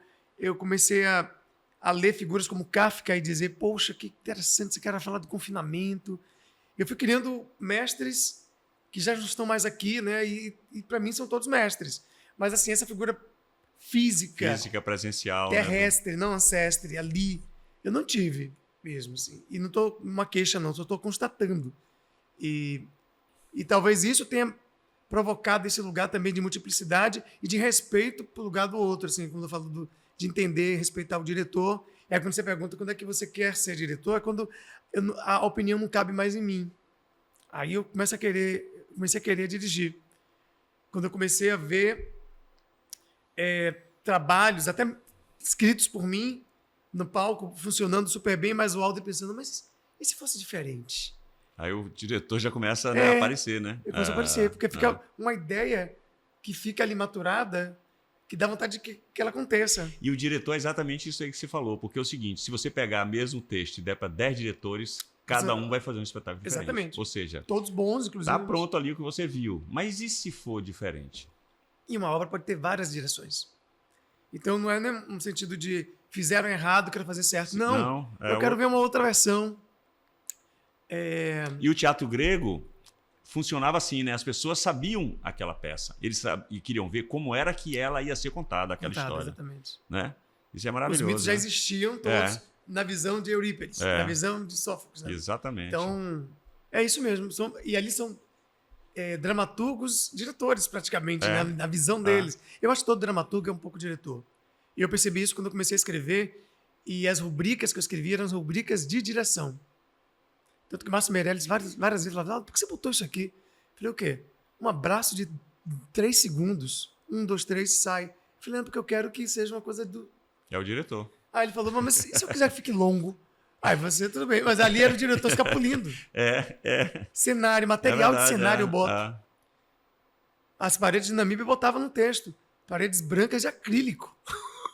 Porque eu queria o brilho do acrílico frio. A branquitude para mim ali tá fria. E era chão, parede e teto, né? Era tudo branco, envolvendo uma coisa que quer se libertar. No original, por exemplo, que neva, né? No Rio de Janeiro. No original, na primeira, tem 2 quedas de neve na peça, que é metáfora do embranquecimento da negritude. Na primeira, neva lá fora. Na segunda, Lazinho cortou, mas se você olhar o livro, lá, neva dentro de casa. Neva dentro. E aí, Lazinho também achou assim, pô, mas isso aqui é uma indicação muito, ele falou, muito marcante, que também ali era o diretor escapulindo. Então, você trouxe aí, eu estou lembrando do filme, a imagem... Baseado no Namíbia, Medida Provisória. Qual é a imagem que tem... É um banho de quê? De que, que o personagem fica branco? O que é aquilo? Na peça, ele quer sair para comprar comida. Para comprar comida. Porque não tem mais comida. A medida provisória exige que eles voltem para a África, mas se você está em casa, você está protegido. Mas se você botar o pé na rua, a medida pode ser aplicada. Então eles ficam presos. E a comida acaba. Então um deles quer sair. O fala, não pode, porque você é negro. Saindo, vai ser capturado, vai ser levado. Então eu vou ter uma saída. Ele se embranquece. Ele se embranquece. Na peça acontece isso. Só que ele não chega a sair porque o Ripurima não deixa. Isso no filme continuou, né? Me lembre aí no filme, porque essa cena é linda. O confinamento, ele tá igual na peça, só que ele tá com sede. Não tem mais água, cortaram a água. Então ele quer pegar água na vizinha. Como é que ele vai acessar a vizinha em negritude? Sendo que a negritude naquele momento está suspensa no Brasil. Seu Jorge, tem uma cena linda, que ele se pinta de branco. De quê? É o quê? É uma tinta? Não, é o quê? É tipo uma pasta branca. No filme, Lázaro não deixa evidente. Na peça, ele pega um pancake branco e diz, eu vou ficar branco. Tipo uma inversão do blackface. Ele faz um whiteface. Eu fiquei até preocupado na época, né? Porque a gente brigava tanto com blackface, alguém poderia dizer, você briga e tá fazendo whiteface. Mas ali no contexto de embranquecimento e de embranquecimento da comunidade negra, que acontece muito, que é o tema do meu novo livro, o Pretamorfoses. Biografia não autorizada de um ex-branco. É justamente essa articulação social que faz com que o negro se embranqueça, às vezes sem perceber. Mas na peça, metaforicamente, ele pega um pancake e se embranquece. No filme, o Lázaro não deixa evidente que material é. Mas a motivação dele é, tô com sede, quero ir lá pegar água e para sair na rua tem que estar branco. E a resolução é fantástica no filme, né? A imagem que é criada é um negócio que chega aqui no sentimento de uma forma... E o filme traz uma coisa que na peça não tem. Ele soco na boca do estômago, assim, né? Socão. No filme, o Lázaro ainda bota ele se desembranquecendo. Exatamente. Que é a cena das mais lindas do filme. Ele bota, né, a brancura, consegue a água, consegue o que ele quer, mas ele não fica branco. Exatamente. Ele vai no chuveiro e tira. Eu usei isso como ferramenta para conseguir me livrar e estar na sociedade. Que é justamente aí que o branquecimento da negritude acontece. Quando ele quer se dar bem, todo mundo quer vingar, quer se dar bem na sociedade, entendeu, Jackson? E ao mesmo tempo quando que você é muito vê que é doido, difícil... É muito doido isso, né? Porque ele usa uma arma que é a própria arma da sociedade, né? Ele usa um artifício para poder sobreviver, que é esse artifício do embranquecimento mesmo, né? Assim, né? Porque o próprio branco, que já tem privilégios, que não tem preconceito, ele fica buscando essa cultura mais branca, né? Como se precisasse, né? Assim, é o branco que quer ser americano, é o branco que quer ser europeu, enfim. Né? Eu vi a propaganda de um sabão em pó essa semana. Sabão em pó tal. onde o branco fica cada vez mais branco. A frase foi essa. Pois é. Não está falando de racialização. Sim, Mas isso é o que você fala, assim. Essa segmentação de você embranquecer o que já, sabe, mais ainda, mais ainda. de manter... O perigo é a supremacia branca, né? Você encarar isso como supremacia branca. Eu sempre falo para os meus amigos não negros, não fiquem assustados com a questão das cotas, a inclusão, o surgimento de mais autores negros, autoras negras, ou atores e atores negros protagonizando. Então eu não vou mais protagonizar. Calma. Calma que se você olhar, o número ainda é muito pouco. É muito pouco negro protagonizando, é muito pouco negro escrevendo, é muito pouco negro produzindo. É porque a gente está no holofote. Aí dá a impressão de que são poucos. Você não vai perder seu lugar. Então não precisa utilizar essa coisa de o branco cada vez mais branco para conseguir. Não precisa. E assim, interessante, você falando agora e eu vendo assim, a imagem, era tão ausente a presença que quando chega, pelo tanto que chegou, que ainda é pouco para o que, né? Parece que é muito. É muito, né? Muito. Mas é muito, entre aspas, diante do que tinha, que era muito pouco. Muito diante do e que ainda tinha. é muito pouco diante do que pode ser, principalmente quando a gente trata de uma cidade como Salvador, que é 80% da população do povo negro, né? Isso não tem muito tempo, né? Assim, há pouco tempo atrás era dificílimo. Por exemplo, para fazer as coisas que eu fazia na época lá atrás, 15 anos atrás, cara, para convencer alguém a fazer a peça era difícil. Porque era uma narrativa que falava de racismo, não quero mexer nisso. Porque é uma narrativa que tinha uma perspectiva preta, não, peraí, calma, vamos devagar, né? Eu lembro que para assinar um roteiro de cinema, alguém me disse, não, para você assinar um roteiro de cinema, você tem que ter feito uma assistência de roteiro de cinema, tem que assinar uma assistência. Eu falei, mas eu já estou com o roteiro aqui, será que eu não posso... Sabe, tem todo um protocolo que a impressão que dá, e a gente não pode falar com certeza, é de que está boicotando segmentos da sociedade, entendeu? Criando regrinhas de, não pode assinar um filme se você nunca assinou uma assistência de direção. Será? Será que é preciso, né? Será que se eu for para assistência de direção eu vou desaprender o que eu tenho aqui de genuíno meu? Será que eu tenho que partir direto para dirigir uma coisinha aqui, para preservar algo? Porque o mundo desensina a gente algumas vezes. Às vezes você é um cara genial e aí fala, não vamos fazer agora não, Jacques. Vamos devagarzinho, vamos deixar você aqui estagiando nessa escola. E aí, quando você termina a escola, você não é mais o Jacques que você era. A influência que você recebe ali, que vai ter que receber, já te leva para outro caminho. Como pasteurizado igual a todos. O bom ator, o bom diretor, o bom escritor. E esse bom, às vezes, que é porque tem alguma referência daquele outro que já é, né? Ou seja, perpetuando pessoas aí no poder. Então, é muito sutil tudo isso. E conversar sobre isso é muito bom, porque você começa a entender que é por aí mesmo que tem que fazer, né? A gente tem que furar os lugares, né? É um ator que é comunicador, é um ator que escreve, que dirige, e depois para de dirigir, só atua. Agora só vou atuar com Ari Rosa. Que é comunicador também, né? Que é comunicador também, ao mesmo tempo. Não tem limite, não tem fim essa nossa profissão. Ela se desdobra. Aí me vem uma coisa que é totalmente... né? Essa coisa da importância da arte, né?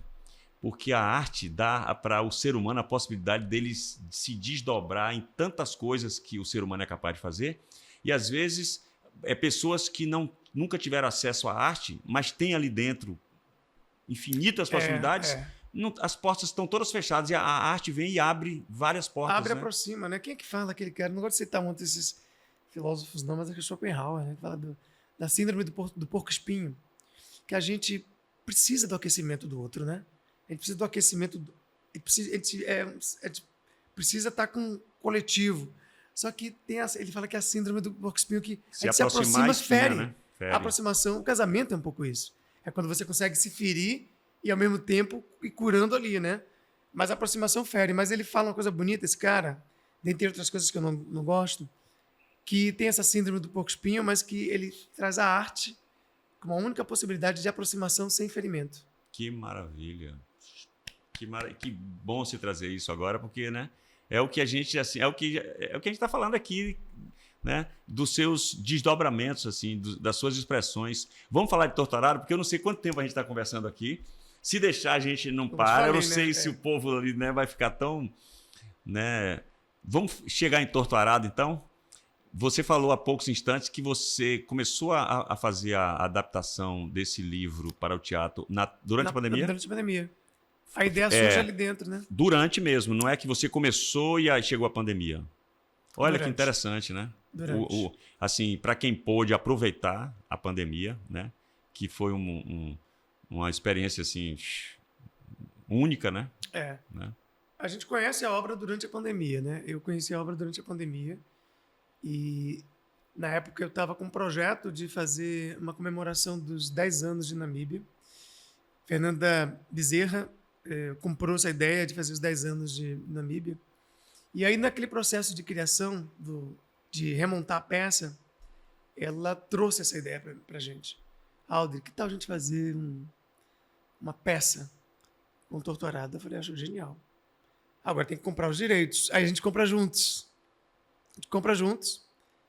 E isso tudo na pandemia. Que é uma Perdão, loucura. quem fala para você isso? Eu viajei. Fernanda aqui. Bezerra. Fernanda Bezerra, produtora. Ela é maravilha. idealizadora. Ela é idealizadora. Que maravilha. Ela chega, ela acabei de ler, eu falei, eu também acabei. Palmas Você para a gosta? Eu Fernanda, falei, que é uma grande produtora, e né, trazer essa ideia, né? uma ideia maravilhosa. E ela, você topa fazer a adaptação? Eu falei, é bem difícil, mas eu topo. Eu estava com essa palavra aqui, assim, é difícil adaptar Torturado, que é uma obra gigantesca, né? Que tem uma subjetividade ali, enfim, tem uma escrita ali que... Mas sabe o que me deixou mais... eu fiquei com muito medo. Durante um ano eu fiquei com medo, porque eu fiquei sozinho, né, nessa adaptação durante 2 anos e meio. O Elísio e o Fabinho entram ali agora, né, em 2024. Estamos falando de 2021. E sabe o que me deu coragem? Por isso que eu gosto muito de pensar linguagem. Aliás, nós artistas temos que pensar mais ainda em linguagem do que somente na história, né, no que a gente quer fazer, uma comédia, uma tragédia. É pensar qual é a linguagem que a gente vai utilizar para contar a nossa história. Quando eu descobri que já ia virar cinema, já tinha um monte de coisa assim, quase 1 milhão de pessoas, na época acho que era 700 mil pessoas, tinham lido, eu falei, caramba, o que eu vou mostrar no palco? Eu vou contar a mesma história que todo mundo já leu, vai dizer, e aí, Aldo, tá bom. Tá, e aí? Aí eu pensei, cara, é a linguagem que eu vou trazer. Talvez a linguagem seja o grande barato para essa adaptação. E aí eu falei com a Fernanda que eu queria utilizar a linguagem do musical. Primeiro que eu nunca tinha feito. Trabalhar com música no sentido musical. Teatro. E segundo que para mim eu estava muito certo. Final de 2021. De que o musical seria a minha saída para essa adaptação. Porque eu vou dar um bônus pro leitor. É o que não tem ali. Quer dizer, tem. Tem, porque literatura é música, já tem, falei porque isso. literatura é disso. música, mas ele não tem aí nessa linguagem. Concretamente ali. Exatamente. Não tem concretamente. E acho que aí seria, até querendo enganar o público, não. Quero presenteá-lo pelo fato de ter saído de casa. Né? Conhece a história, veio até aqui encontrar os atores. O presente que você tem é você ver essa mesma história contada numa linguagem outra. E também era um espaço para dialogar com o outro, trazer um diretor musical que faça músicas originais. E até nisso a gente meio que ficou cheio de dúvidas de fazer música original, porque é uma outra camada de literatura, né, que você teria que fazer. É um desafio, né? Fernanda Diante daquela escrita, né? Fernanda ficou assustada. Ela falou, gente, será que não é uma peça somente? Eu falei, não, Fernanda, aposta, é isso mesmo. Aí eu também entrei em crise, eu falei, nunca fui para Nova York. Eu vou ver os musicais da Broadway. Aí eu fui lá. Fiquei lá 1 mês, vendo 10 musicais. Aí eu saí de lá assim, Jacques. Eu falei, cara, a gente pode fazer melhor. Que maravilha. Não pela qualidade, que eu digo, técnica, Sim. mas temática. Eu acho que o melhor da gente vai ser assim, a nossa história é muito única. É um linguajar muito nosso. É a história da minha avó roceira. Lucinha é uma torturada, né? Quando ela sai da fazenda, ela vem, ela é uma bibiana. Você é bibiana. Então eu pensei assim, eu saí de Nova York pensando assim, a gente pode fazer melhor. Isso é interessante, porque você pega aquele aparato todo musical, mas coloca uma história que tem uma profundidade, né? Tende a aliviar as coisas, né? E aí depois eu pensei, eu trabalho um pouco nessa chave, eu trago racismo, identidade, mas eu coloco num lugar que alivia, traz humor, eu sempre jogo uma piada irônica, não é piada, eu trago ironia que provoca riso. E eu pensei, se o musical alivia o assunto, eu acho que ele pode funcionar, pode equilibrar bem. Tem 5 mortes ali dentro. Como é que eu não vou botar algo que alivia? Né? Então, assim, aí, Fernanda se convenceu também. Quando chamamos o Elísio para dirigir, ele ficou muito assustado. Falou, Aldri, mas musical, como assim?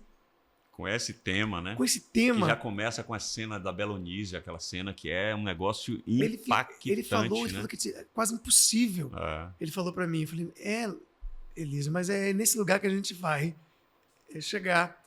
E aí o Elisinho, ele até propôs assim, então tá, a gente faz musical, mas com músicas que já existem. Que aí eu fiquei com medo também, porque toda música tem uma história em alguém. Aí eu boto, sei lá, um Xangai ali dentro, vai jogar Jackson pro Xangai dele. Xangai, e aí a impressão que eu tive que ia dispersar todas aquelas 500 pessoas. Eu falei, Lizinho, talvez não seja, talvez isso. Falei, joguei. E aí ele maturou também. Não, vamos fazer então realmente a ideia inicial, que é musical. E aí surgem esses clássicos do Jarbas, né? Jarbas maravilhoso. Bittencourt, ele criou coisas incríveis.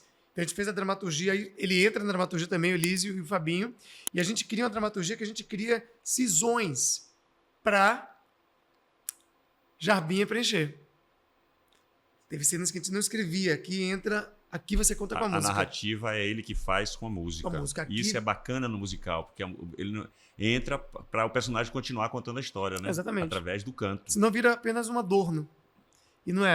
A música tem que ser dramática, no sentido de contar uma história, não é só estética, né? Porque se bota a música só como estética, vira uma peça musicada. Não, essa é uma peça musical. Né? A Belonísia começa a falar a partir da música. Sim, isso é muito lindo, né?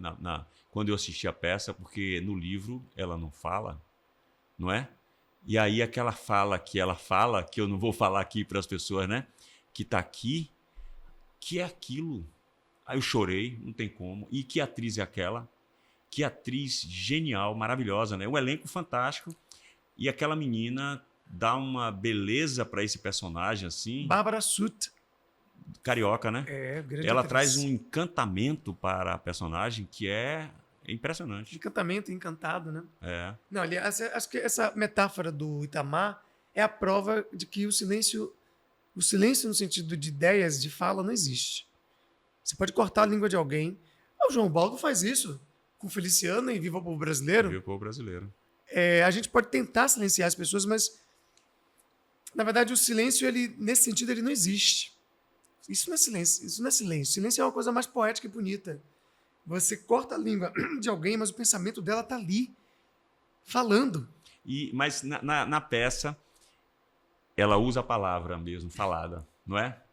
Isso é um negócio, isso aí foi uma coisa sua? Sim, nossa, né? Sempre Sim. minha, de Elísio e de Fabinho. Mas assim, lá atrás, além da questão de uma história que todo mundo já conhece, o meu grande pavor era, meu Deus, é um personagem que não fala. No livro, tudo bem, ela consegue literariamente falar. Mas no teatro, como é que eu vou botar essa menina para falar?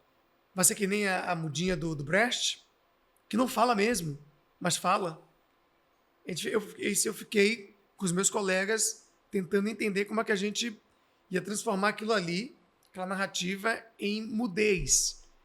E aí a encenação resolve isso muito bem, porque a gente trabalha com a mímica, né? E aí vem uma coisa genial, assim, que quando eu vi, eu tomei um susto, assim, bom, do que é a arte, né? Do que a arte é possível, do que o teatro, né? A linguagem ali é teatro, é possível. Faz uma muda falar. Encontra um jeito para essa muda que não fala, a gente ouvir a voz dela e o pensamento dela, né? Agora você falando isso, assim, lá a ideia do musical, como é que surge a ideia do musical? Ela não surge assim do nada, vou dar uma coisa diferente. Ela surge no confronto com a personagem de Belonísia, Aldri com Belonísia, ali em 2021. Como é que eu faço essa figura falar? Aí teve uma versão na minha escaleta que era, ok, então o silêncio nessa peça é música. Então ela não fala, mas ela canta. Então teve uma versão na minha cabeça que era uma peça... Começou por aí, né? Começou por aí, uma peça tradicional, falada, e que a muda cantava. Só ela cantaria. Só ela cantaria. Isso já é também bonito. Era uma proposta que me veio na cabeça. Isso já é uma coisa fantástica. Mas depois eu fiquei com medo e pensei assim, caramba, então ninguém vai poder cantar. Porque se o signo da música é silêncio, as outras não são mudas. É. Aí isso me limitou um pouquinho. Aí que veio a ideia, então e se todas cantassem? E se fosse um musical? Aí virou musical. Aí vira musical. É quando eu tento tirar a música da Belonísia para botar nos outros lugares. Aí eu vendo a ideia de ser um musical. Aí eu sento e trago pra turma, a gente é musical. Todo mundo canta. E a gente resolve a mudez dela de outra forma. E essa mudez dela a gente resolve juntos. Eu, Elísio e Fabinho, a gente vai resolvendo isso na escrita. Mas acho que se resolve mesmo na cena, né? Eu acho que o Elísio tem uma mão muito forte nesse lugar. Porque o trabalho dele com Bárbara e Ana Paula Bouzas, Uma equipe incrível, maravilhosa, né? faz aquela menina falar. Ela fica o primeiro ato inteiro calada, praticamente. Uma cantora incrível, que fala divinamente, que canta divinamente, fica calada. E aí é uma grande maravilha dessa dramaturgia conduzida pelo Elísio, pelo Fabinho, por mim, assim, de que quando a gente fica na espera, a gente imprime a mudez dela, e quando ela canta a partir do segundo ato e começa a falar, aquilo para mim soa como um grande presente para o público. Eu recebi esse presente, assim, dela fala, eu choro, mas é um choro que vem de um lugar que só a arte mesmo para, certo? Não teria o mesmo efeito se ela falasse no primeiro Não ato. teria, exatamente. Né? As coisas têm que se estabelecer para parecer a grande diferença, né? Porque ela fala sem usar a palavra, mas a gente entende até onde a gente pode entender, diferentemente da palavra expressada mesmo, né? O verbo ali falado, assim. É genial, é muito lindo, né? E aí, Namíbia não é sucesso desde sempre, já estreia com sucesso, né? E é um sucesso estrondoso. Eu lembro que eu fui assistir no Teatro Castro Alves, naquele projeto do domingo, e aí vai ter outra sessão, porque imagina, o Teatro Castro Alves são 1.600 lugares. Depois que lotou, tinha filas dando volta. Rose Lima, vamos fazer outra sessão e tudo. Ela queria fazer uma terceira, a gente não aguentava mais. Imagina, 3 sessões. Olha só, gente, 1.600 lugares, né? Ela falou, vamos fazer a terceira. Flávio Baurac fez assim, ó, levantou, foi embora. Vou embora, Nem não respondeu. aguento mais não. Aí vem Torto Arado. Vocês, a princípio, iam fazer 3 semanas de setembro. 4 semanas de setembro. E aí ficou... Abriu a bilheteria, esgotou tudo rápido. Eu consegui assistir graças a um amigo que eu tenho que chama-se Aldri. Falei, Aldri, não estou conseguindo. Aí tinha um convite do seu irmão, que não pôde ir naquele momento. Aí eu fui assistir. Yolanda não pôde ir. Eu falei, Yolanda, você vai assistir. Ele só conseguiu um convite, você vai. Não, é você que é do teatro muito mais do que eu, que é ator, que vai e tal. Eu não sofri, mas eu fui. Entendi. Aí você depois conseguiu um convite para a Yolanda. Dentro dessa dificuldade aí de conseguir convite, porque, sim, 4 semanas que esgotaram rapidinho, abriram o mês de outubro inteiro. Inteiro, praticamente. Esgotou. Até 27. Esgotou rapidinho. De hora, assim, na hora esgotou. E aí a gente estava falando aqui, antes de começar esse bate-papo, de uma crítica que saiu falando, que Yolanda que falou com você isso, né? Que ela ressaltou isso, assim, no que ela leu dessa crítica. A importância do que o crítico fala. Como é o nome dele, você lembra? Rodrigo França. Rodrigo França. De que a beleza, né, a força desse teatro baiano, musical, porque a gente conhece a força do musical, do teatro musical do eixo Rio-São Paulo. Muitos atores daqui, né? Larissa Luz, que é a protagonista também desse espetáculo, já começa a fazer, né? Já começou a fazer muitos musicais lá e fazer sucesso. Laila Garran, que também. Mas a gente poder fazer aqui, né, Aldri, assim. Foi uma das grandes dificuldades que a gente teve. Eu acho que eu assumo isso. Eu fui um defensor desse musical, na verdade, na linguagem musical. A equipe sabe, porque eu era um grande advogado. Eu acho que a gente tem essa síndrome um pouco de achar que o musical é de um lugar, né? No Brasil só faz musical São Paulo, talvez no Rio algumas vezes, né? Tem esse jogo que a gente às vezes cai nisso, de se contentar de que não dá. Mas, veja bem, a Bahia tem a primeira escola de teatro do Brasil, um grande teatro, uma história de teatro incrível, e tem uma musicalidade tropicália, até os dias de hoje, tem a música pop muito forte. Você tem esses dois polos tão potentes, por que não pode juntar e fazer uma linguagem teatral que, inclusive o teatro é a linguagem que agrega várias artes visuais, plásticas, dança, a literatura, que é a base dele. Por que não pode fazer isso aqui na Bahia?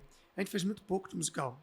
Eu lembro de bolero, de Cleise Mendes, né, que tinha música. Às vezes era música, até espetáculos musicados, mais do que musicais.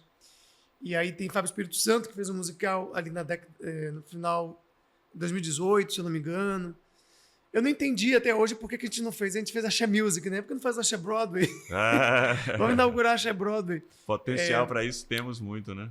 Eu não pesquisei só Nova York, não, né? Eu fui para Nova York, fui para o Rio, te encontrei no musical do Viva o No Povo Viva o Povo Brasileiro. Aí você falou, tá vendo? É que eu tô querendo transformar em musical, uma adaptação. Que é um musical, assim, nessa linguagem musical que a Sarau faz muito, que é esse musical brasileiro. mais brasileiro, né?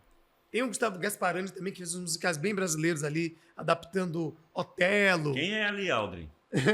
Você com É. quantos anos? Aqui, aquela falta ali, acho que é de 2015. Menino, parece o filho seu aí. É. Aí já é mais recente, Aqui né? é 2000 na Flica, depois da pandemia. Aqui, Fernandinho, que faz comigo também na Bíblia. Isso aqui acho que é na Rede Bahia. Aqui lançando Pretamorfoses ano passado. Isso agora, né? Recente. Agora. Que ainda continuo viajando lançando esse livro. Né? Fernandinho Santana faz muito bem essa peça, se diverte muito. Engraçado que cada ator que faz traz uma coisa diferente Sim. no amigo. São 6 atores que já fazem, né? Já, né? Sempre muda os dois? Não, às vezes muda um. E o outro permanece. Eu não faço Nem às vezes. sempre muda os dois, né? Nem sempre muda os dois. Às E vezes aí muda. você falou da coisa do diretor, que você passou a ter o olhar diferente, né? Como seria aquela peça de outra forma. E o ator também tem isso, né? Cada ator que faz um personagem traz o que é dele para o personagem, né? E isso é bacana também. É massa né? atuar assim também, sabia? Porque o Flávio Borac traz uma coisa, o Sérgio Menezes traz outra, o Johnny Salaberry que traz outra, o Ícaro Silva, que está fazendo agora também, é completamente diferente de todos os três. E Fernandinho Santana também, que faz... Os atores que eu já vi me substituindo, quando eu olho, eu falo, por que eu não pensei daquele jeito? Por que eu não fiz aquilo? Como ele traz coisas assim, Você tem né? essa sensação? Tenho. E aí eu tenho uma tendência a sempre gostar mais do que eu vejo, do ator que faz o que eu fiz, do que o que eu faço. Eu tenho essa tendência. É porque é um gostar diferente, né? Você gosta de fazer do seu jeito, mas gosta de ver o outro. Daí, meu amigo, eu aprendi desde cedo que o ator não tem ator insubstituível. Não é? Que às vezes pode ter uma vaidade, tipo assim, eu sou o porreta e não. Né? E aí eu fico evitando. Eu fico evitando ser substituído para não ficar vendo alguém fazendo melhor do que eu, entendeu? Não é vaidade que eu estou dizendo, não. Tipo assim, né? Talvez seja vaidade. Né? Mas o talvez mundo seja. tem isso, né? A gente fica com medo mesmo. Não é que porque eu sempre aceito que é melhor do que eu. Então eu falo assim, é melhor, então, né? Que eu faça sempre. Porque... Mas você não acha que é um medo bem humano esse de ser substituído? Bem humano, exatamente. A gente sempre tem medo. Essa coisa da juventude, da velhice, acho que tem um pouco esse lugar também. Mas chega um momento que você se desprende disso, né? Eu agora estou muito atento, assim, às novas gerações. Eu escrevia muito para eu fazer, porque o que me motivou foi aquele encontro com o Paulinho. Para você falar o que você queria falar, você mesmo falar, né? Sabe quando eu encerrei isso? Quando eu escrevi Embarque Imediato. Que aí eu chamei Pitanga para fazer comigo. Louco. Você seria Ele queria que eu fizesse. Eu falei, você me falou que você ia fazer. Eu falei, não, mas eu tô começando a querer ver o outro fazendo. Ele, mas você me chamou para fazer com você. Ele ficou muito bolado com aquilo. E aí, quando na verdade, quem sugeriu o Rocco foi a Benedita. Porque estávamos os dois assim discutindo, eu e ele, né? Não, mestre, porque aí a gente arranja um bom ator para fazer. Ele, quem? Eu falei, tem muito ator bom, o que você está dizendo? Não, eu sei, mas é porque eu quero que você faça. Aí começou a falar, é Lázaro? Eu falei, talvez não, Lázaro está mais dirigindo. Fulano, Baurac? Não, talvez não. Tão perto dele, né? Isso, Benedita, do lado, conversando com outra pessoa. E a gente falando os nomes, ela vira e fala assim, no meio da conversa, Rocco Pitanga. O filho, né? Ideia genial, porque aí você bota o pai e filho ali. Pai e filho, é bonito. E a coisa mais linda que eu ouvi do teatro foi Rocco falar assim pra mim, Alder, obrigado, porque eu nunca fiquei mais de 1 hora olhando pro olho de meu pai. Nesses anos todos de vida. Foi a única vez que eu tô olhando para ele assim, 75 minutos, é por causa de sua peça. Obrigado. E assim, brilhante ator, né? Os dois são brilhantes. E Pitanga, esse ator genial, brilhante. O primeiro ator, né, junto com o Mário Guzmão, são os 2 primeiros atores negros a ingressar na Escola de Teatro da UFSCar. Os 2, os primeiros, né? E assim... Me chamou muita atenção naquele espetáculo a escuta, a gente falou da escuta aqui, né? A escuta de Antônio Pitanga em cena. É uma coisa que é muito difícil, e é muito mais difícil ouvir, eu acho que em tudo na vida, mas em cena, para encenar é muito mais difícil ouvir do que falar, né? O que é que a gente faz quando está ouvindo, né? Em cena, como é que você mostra ao público, enfim. E ele me chamava a atenção o tempo inteiro, que a peça começa com ele ali, e naquele silêncio dele é uma imensidão, assim, né? De ator, né? Vivíssimo. É muito gigante ele. E Márcio disse que a disciplina dele é, assim, um exemplo, né? Nos ensaios e tudo, né? Ele fica ali sentado, você vê ele naquela posição, ele entra 30 minutos antes. Ele fica 30 minutos antes ali sentado naquela posição e só sai ali depois que a peça acaba. Ele é de uma... E a gente já sabe disso, né? Então, a gente entrega o palco não assim faltando 10 minutos. Entrega para ele. A peça já acontece antes. Eu já pensei em filmar isso. Está ali instalado, já está... Ele fica mexendo nas coisas, ninguém sabe o que é. Mexe que tem essa colinha do personagem, mas que tem coisas dele. As mandingas de ator que só Meu ele Deus do sabe. céu, né? Ninguém nunca teve coragem de entrar para filmar, porque é uma coisa dele. É dele. Isso é bonito também, é bonito, né? Assim, é lindo, 85 anos, meu velho. O ritual dele, né? Eu chamo ele de mestre, porque eu falo que sou órfão de mestre, né? Eu já comentei com ele sobre isso. E aí eu chamo ele de mestre. Audrey, eu fico, né? Ficaria aqui falando até infinitamente. Então, vocês daqui, Torturado vai para onde? Vai para São Paulo, né? A primeira cidade fora de Salvador é São Paulo. E já tem tempo de temporada lá, vai ficar o quê? Vamos ficar novembro. Vai ficar novembro? A princípio, né? Novembro, com certeza. Novembro. Novembro é um mês bom para mim. Eu vou estar com Torturado em São Paulo. E o Pequeno Manual vai estar de 1º de novembro a 27 de novembro de 2024, para quem está ouvindo depois, no Teatro Prio, no Jockey Club no Rio de Janeiro. Então, quem estiver aí nessa zona... Então, emenda, né? Salvador, São Paulo, né? São Paulo. Torturado, né? Então, nós estamos aqui agora gravando isso aqui para novembro. Então, olha! Né? Não precisa esconder jogo para ninguém, né? Então, Torturado está em cartaz em São Paulo. Em que teatro? No Sesc. No Sesc. Aí, cada um que procure. E o Pequeno Manual está no Rio. Está no Rio. Mês de novembro. No Teatro Prio, Jockey Club. Não perca, com a Luana Xavier, é incrível. Maravilha. Então, Audrey, assim, grato assim, para a gente conseguir realizar essa conversa aqui que a gente quer há tanto tempo. Não sei, alguma coisa que você queira aí, alguma consideração. Deixa eu agradecer as pessoas daqui, né? Adriano Moraes, que é o músico e empresário que idealizou esse pod. Yasmin, essa figurinha aí, maravilhosa. Kainan, que trabalha com as imagens e tudo. W, que traz também essas imagens para a gente.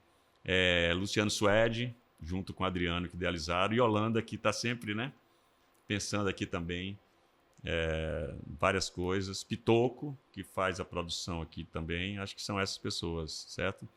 Grato a você pela nossa amizade também, que já tem um tempo, né? A gente já contracenou, que venham mais trabalhos para a gente fazer, né? Por aí pela frente. E parabéns para você, bacana. É bom ver, assim...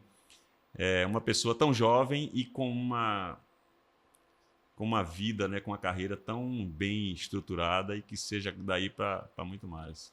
Cara, eu queria agradecer você ter me convidado, porque eu sempre gosto de conversar contigo para além de conversar em público.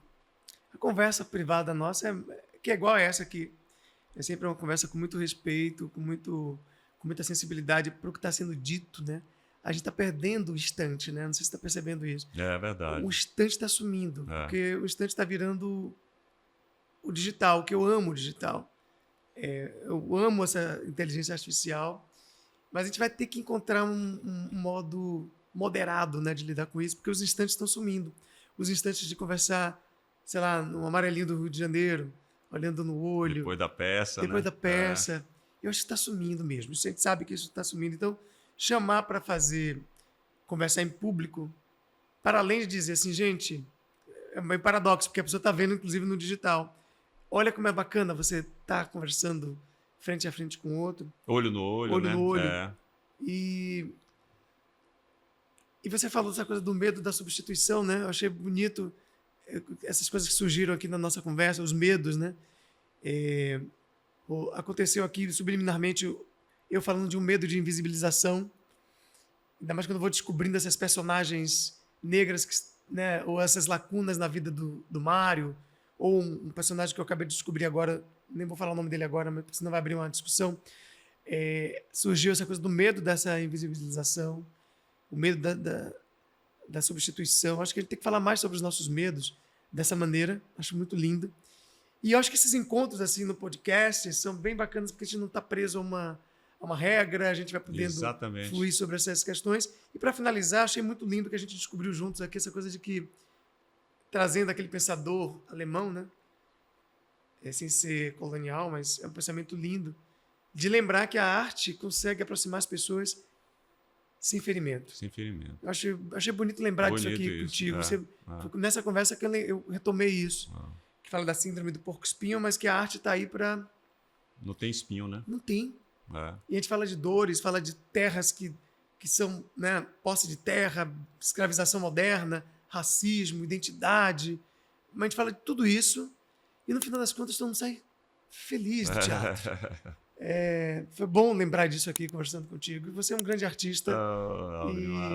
Eu acho que isso é muito bonito, poder registrar tudo isso aqui. Não vai ficar invisível, não, e nem vai ser substituído. Maravilha. Então, pela sua fala tão poética, eu vou finalizar com um poema de Cecília Meirelles que me veio por a sua fala. Você falou do instante, né? A gente resgatar isso. Então, no Motivo, ela diz isso, né? Eu canto porque o instante existe e a minha vida está completa. Não sou alegre, nem sou triste, sou poeta. Irmão das coisas fugidias, não sinto gozo nem tormento, atravesso noites e dias no vento. Se desmorono ou se edifico aos medos, né? Se permaneço ou me desfaço, não sei. Não sei se fico ou passo, sei que canto. E a canção é tudo, tem sangue eterno a asa ritmada, e um dia sei que estarei mudo. Olha como tem a ver com Belonísia, com a peça, né? Um dia sei que estarei mudo, mais nada. Me segurei aqui para não chorar. Meu Deus, que lindo, obrigado. Obrigado, que lindo. Muito grato, obrigado. Como pode um peixe vivo viver fora? Vamos lá. Pode. Pode.